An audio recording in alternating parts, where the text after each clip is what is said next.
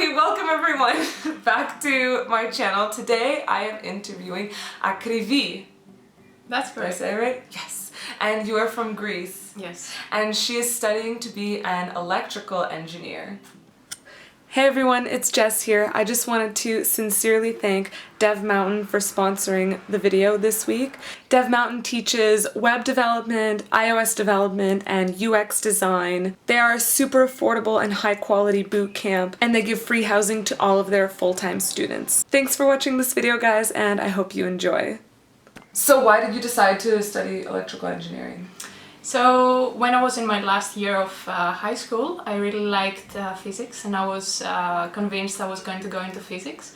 And then I also got a little bit into programming and software development, and that seemed really interesting to me. So I felt electrical engineering was the way to combine the two. Okay, so why did you choose then electrical engineering instead of like software or computer science? I felt like computer science would not give me this because, as I said, I also liked physics. Yeah, okay. So I felt like computer science, of course, I guess you can specialize in what you want, but at this specific point would not give me the connection I wanted with physics. As a kid, did you always think you would be going into physics?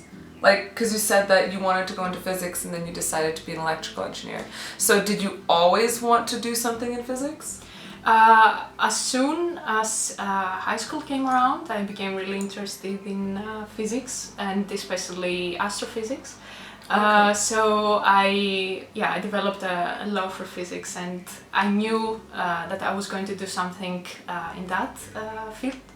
But as programming came along, I thought it would be a nice combination. Okay. Why did you decide to do your bachelor's at University of Twente instead of another country? So when I decided I wanted to study electrical engineering, I started looking up different universities in Europe in particular. And the pattern that I was noticing is, at least for the bachelor level, the programs were in the local language. So in Germany it was in German, in France it was in French.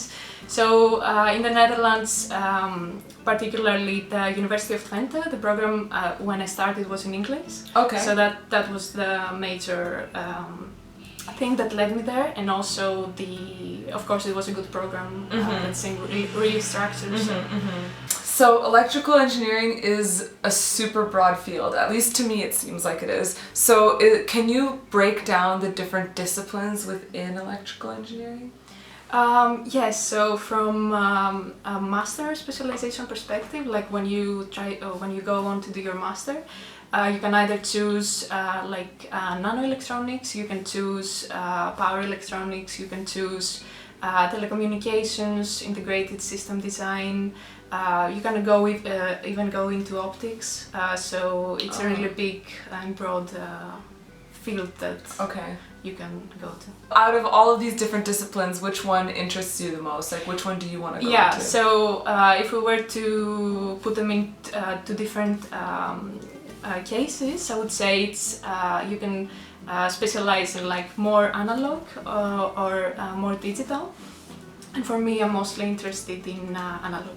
Those two categories, for example, digital would be something like biometrics, would be something like embedded systems that involve also a lot of software engineering in it. Okay. And analog would be like IC design, that you also design something and you work with electric circuits, like also at the physical level. Not that it doesn't involve like coding and software engineering, but it also has a physical aspect to it.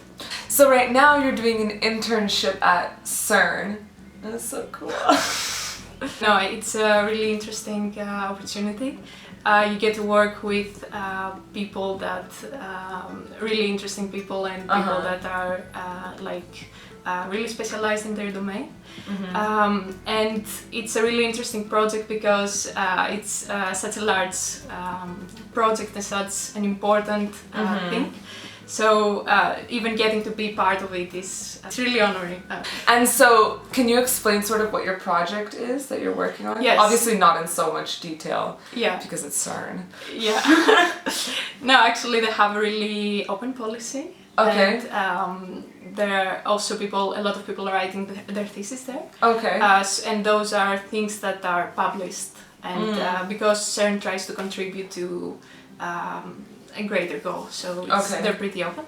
But the project I'm working on, the team I'm a part of, is looking at transient effects in accelerator magnets. So we work a lot with spy simulations, we work a lot with FEM modeling, and it's also a large part of numerical methods and a lot of physics involved, because you just try to model them as accurately as possible and create, the main goal is to create a common interface for all these different programs to coexist and create a really accurate model at the end. So how would someone get an internship at Cern? Yeah, so you just have to apply online. They have specific periods that the applications are open, and there are different contracts that you can get. You can get like a technical student contract. You can get a summer student contract, and even if you're not in the technical field or engineering field, you can also get an administrative student contract. So there are a lot of opportunities. And but the thing that someone needs to pay attention to is there are specific requirements. So for me, I had to have finished some part of my studies. It was not, if you're first year, it was not possible for me to. Okay. What is like the coolest thing about electrical engineering? What do you think is just like so cool? So first of all, as an electrical engineer, you get to contribute to something that is so essential in our society, like from doing things and research related to power electronics. You can get to provide power in cities, and even the small stuff that we use every day, like to build the custom IC chip for like a smartphone. And it's also really cool, I think, because electrical engineering, you can combine so many disciplines together. So, for example, when you take courses on electromagnetics, you just see a lot of physics in it. Of course, you combine maths, and you can, of course, combine also programming and software development. It really depends on the specialization you will choose, but you get to see, at least at the bachelor level, you get to see all of them, and I would say you never get bored. So you have a lot of physics and math and also computer programming, and that's really fun. Yeah. What advice would you give to someone if they wanted to pursue electrical engineering? So of course it's not easy, and it's a lot of studying and a lot of things that you really need to grasp so that you can also apply them in practice. But I would say just go for it, because I'm sure, as we said, it's such a broad field that you're probably going to find what you are really interested in inside the field. And at the bachelor level, you have the chance to see so many different disciplines, and then at your master you can just choose one that you're really interested at and specialize into. Thank you so much. Thank you for letting me.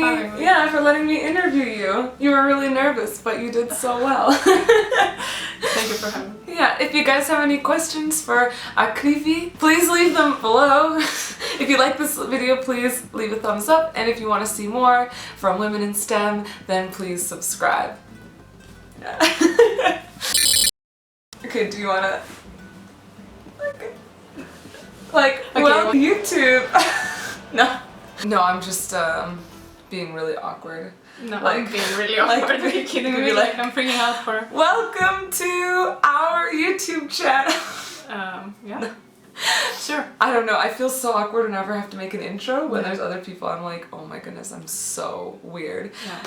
I'm gonna take one of these. Am I distracting you? No. Okay.